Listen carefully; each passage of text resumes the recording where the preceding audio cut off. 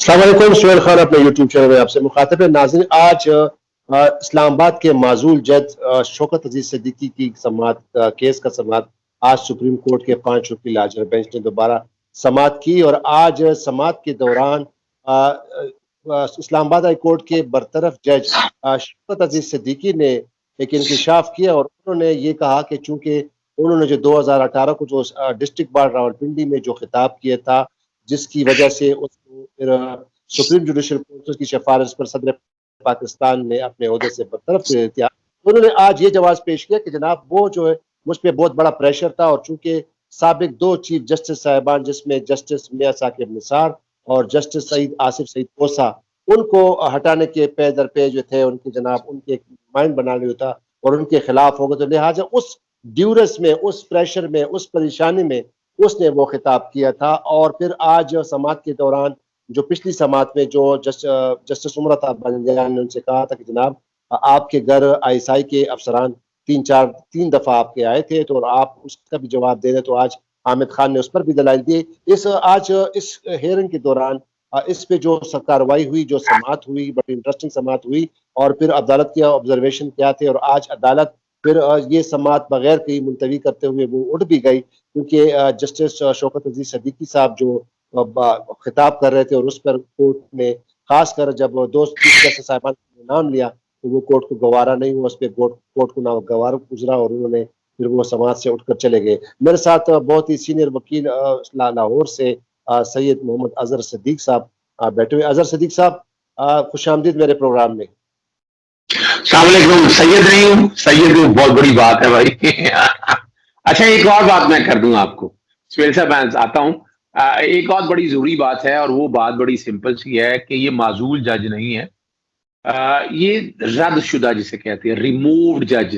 जज भी नहीं है, अब तो जज भी नहीं रहेगा, अब तो शौकत सिद्दीकी है सिर्फ, इसको जज भी नहीं है। एक आम हैसियत में है, या समझ लें मैं एक आम हैसियत में एक वकील हूँ, तो वो वकील भी हैं कि वो शायद सुप्रीम कोर्ट ही पेश हो सके, इस्लामाबाद हाई कोर्ट तो पेश ही नहीं हो सकेंगे।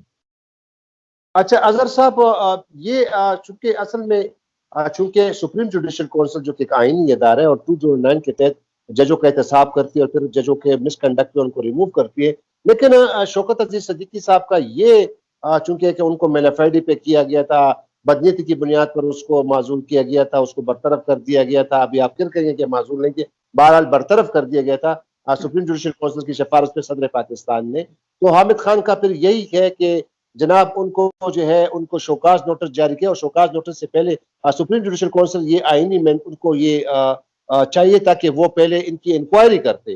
तो यही वो मामला चल रहे हैं और इस पर अदालत ने पिछली समाअत पर हामिद खान को बताया भी था, क्योंकि हम नाज़रीन को दोबारा बताते हैं कि चूंकि सुप्रीम जुडिशल की कार्रवाई जो होती है वो उसमें एक बार लगाया जाता है, उस पर कदगन है आइन की तरफ से 211 आइन की आर्टिकल 211 कहता है कि जो सुप्रीम जुडिशल काउंसिल की जो भी कार्रवाई होती है वो किसी भी अदालती फोरम में चैलेंज नहीं किया जा सकता। लेकिन चूंकि शौकत अजीज सिद्दीकी का ये स्टांस था कि चूंकि उनको उनको मेलाफेडी की बुनियाद पर बरतरफ किया गया है और उनकी इंक्वायरी नहीं हुई है, तो अजहर सदीक साहब ये 211 का बार जो है, जो उस पर 211 को आज भी हामिद खान ने एड्रेस नहीं किया। और आज शौकत अजीज सिद्दीकी साहब जो है उनसे जब पूछा गया कि आपके घर जब आए 2-3 दफा और फिर आईएसआई के ऑफिशियल है और खासकर जो आईएसआई के जो हेड थे जनरल साहब जो है फैज हमीद, वो आए और उसमें वो जो सारी बातें उन्होंने जो बताई, तो उस पर फिर कोर्ट ने जस्टिस उमर अता बंजान साहब ने यही कहा ना कि आपका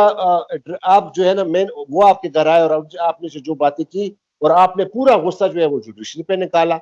तो अब ये 2 पे बताइए कि आखिरकार हामिद खान ने एक चैनल को इंटरव्यू करते आज मैंने देखा, उन्होंने ये भी कहा कि जनाब ये मेरे पास बाकायदा शवाहिद हैं जो मैं पेश करूंगा और मैं साबित करूंगा कि 211 का जो है बार इस पे नहीं लगता है और उनको जो है ना मेलाफेडी की बुनियाद पे की गई और उनके कहा कि उनके पास ऐसे शवाहिद हैं जिनकी बुनियाद पर तहकीकात की जा सकती है। ये इस पे जरा रोशनी डालिए।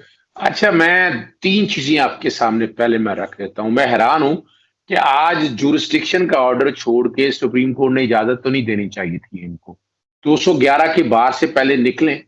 इन्होंने भी तरीकाकार वही अपनाया है जो जस्टिस काजी फायजीसा ने, कि मेन केस से हटकर आप इधर उधर की बातें कर कर और कोशिश करें कि कोर्ट को फ्रिवलस चीजों की तरफ एंगेज करने के हवाले से। आपको याद होगा कि बार काउंसिल, हमारी बार एसोसिएशन ने जस्टिस इकबाल हमीदुर रहमान को सुप्रीम जुडिशियल काउंसिल में केस ले गए उनका बाकायदा। और वो क्या था, कोई इंक्वायरी और इन्वेस्टिगेशन हुई। मैं और कॉन्टेक्स्ट में बात कर रहा हूं। और उन पे एक इल्जाम आया कि इतना बड़ा ओहदा है जज के ओहदे का, वो इल्जाम के ऊपर उन्होंने इस्तीफा दे दिया। ये तारीफी बात है। और यहां बड़े भी इंक्वायरी किस बात की होनी है? तकरीर उन्होंने की, तकरीर चलाई भी गई, तकरीर को वो एडमिट करती हैं, तकरीर से इनकारी भी नहीं है, तो इंक्वायरी किस चीज की होनी है?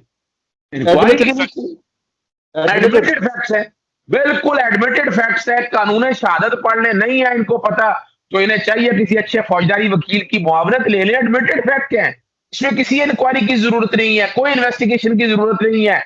मौका दिया गया, उन्होंने अपनी वीडियो जो तकरीर की उन्होंने उसको माना, और अब भी वो मानते हैं। आज फिर 3 दफा तकरीर करने की कोशिश की उन्होंने, और बाकायदा उन्होंने कबूल कर लिया, मान लिया कि वो आर्मी के ऑफिसर से मिले हैं।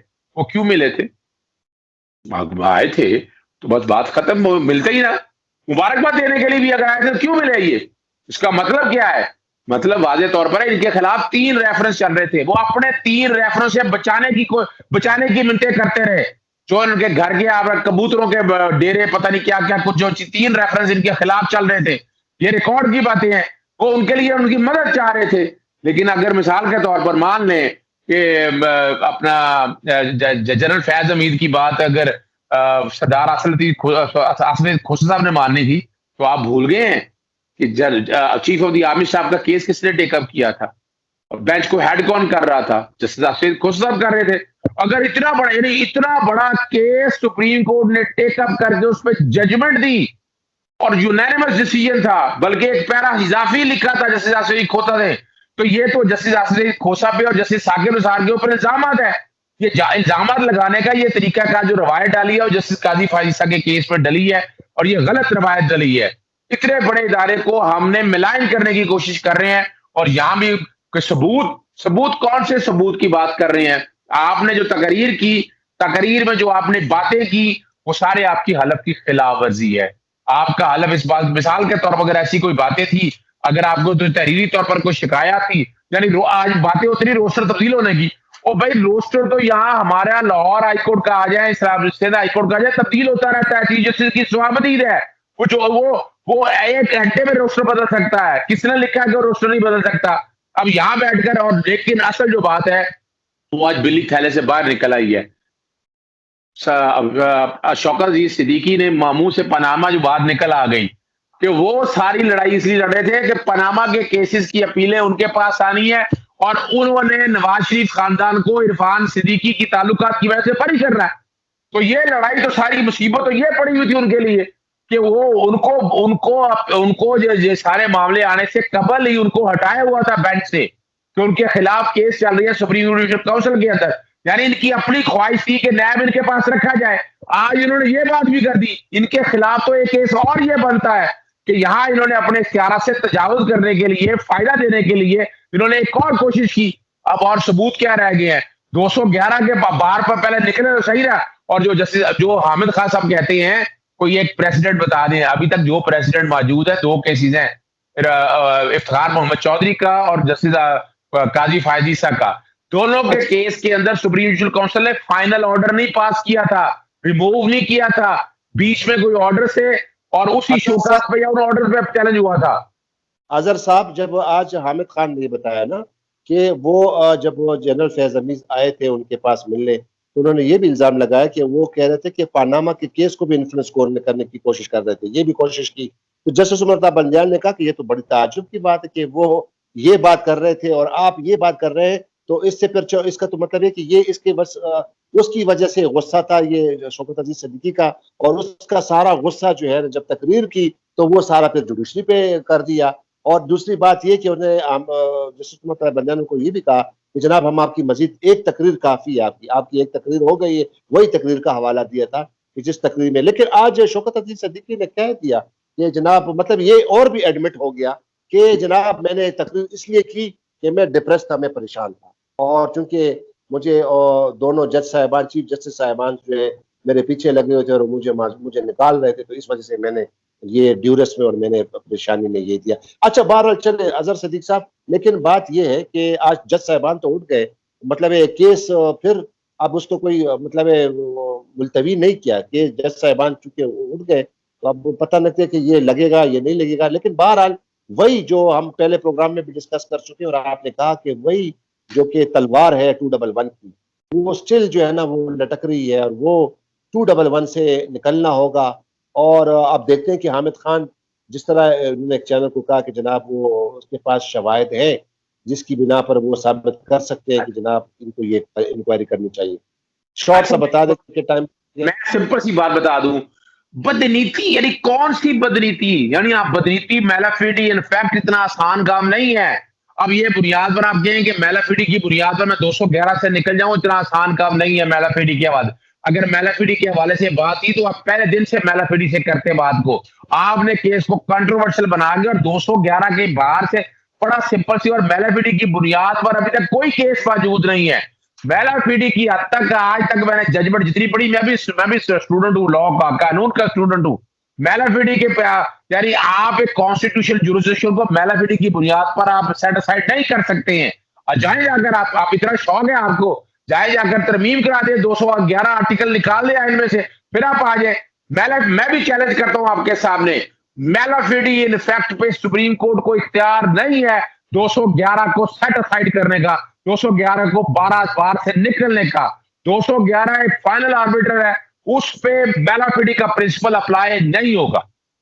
ये तो पिछली समात में जस्टिस बंदयाल साहब ने हामिद खान को बताया था कि अगर आप ये इतना तहफ़्फ़ुज़ात है तो फिर आप जाए पार्लियामेंट जाए, 211 को ये इसको अमेंड करें, फिर वो होगा। अच्छा अजहर सदीक साहब, अब देखना ये है क्योंकि आज तो समात बगैर मुलतवी करने के वो नहीं बताया गया क्योंकि जज साहिबान उठ गए, क्योंकि वो जो शौकत अजीज साहब सदीकी साहब तकरीर कर रहे थे बार बार, तो लिहाजा उनको जजों को ये भी नागवार गुजरी कि ये क्यों चीफ से जस्टिस साहिबान के नाम लिए, 2 चीफ जस्टिस साहिबान के। तो फिर अब देखना ये होगा कि वही अब 2 चीजें, एक तो ये है कि हामिद खान साहब को 211 का ये जो बार है, ये जो रिस्ट्रिक्शन है, कैसे इसको अबूर करते हैं। और दूसरी जो अहम बात जो वो कह रहे हैं कि जनाब उनके पास ऐसे एविडेंस हैं जिससे वो साबित कर सकते हैं और जिस तरह फिर वो कर सकते हैं कि जनाब ये इनकी इंक्वायरी होनी चाहिए थी इस केस में। तो एक और वीडियो में दोबारा हाजिर हो जाएंगे। अजहर सदीक साहब, थैंक यू वेरी मच। नाज़रीन, एक और केस में दोबारा हाजिर होंगे, तब तक के लिए इजाजत दीजिए, लेकिन मेरे चैनल को सब्सक्राइब कीजिएगा और मुझे अपनी आराज़ से आगाह कीजिएगा। बहुत शुक्रिया। खुदा हाफिज़। पाकिस्तान जिंदाबाद।